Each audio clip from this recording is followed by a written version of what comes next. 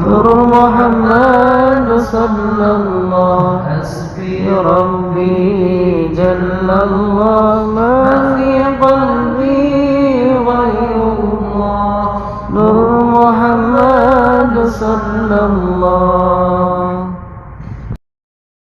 سبحان الذي أسرى بعبده ليلا من المسجد الحرام إلى المسجد الأقصى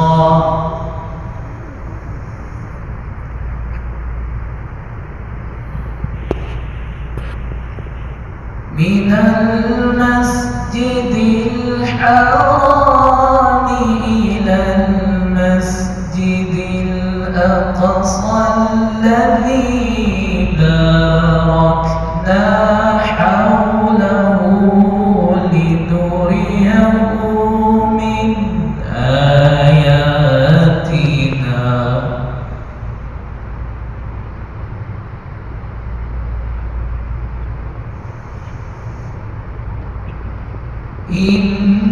إنه هو السميع البصير.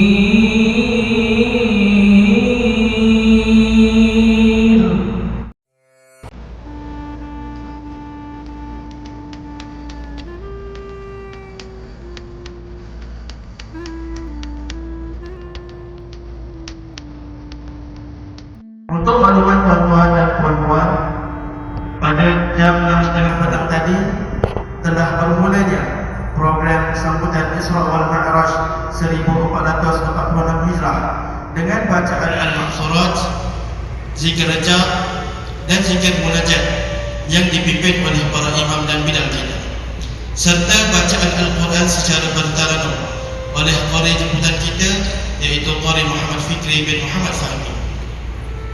Semoga apa yang telah kita laksanakan tadi diangkat sebagai amal soleh dan meraih rahmat dan maghfirah dari Allah Subhanahu wa taala bagi kita semua.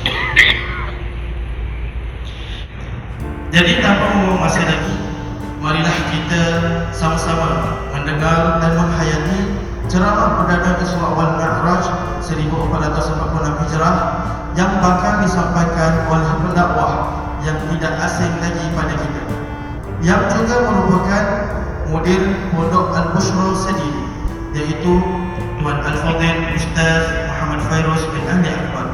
Orang Yahudi cakap apa? Kalaulah sungguh kaum muslimin ni macam jemaat, nescaya mereka dalam angin.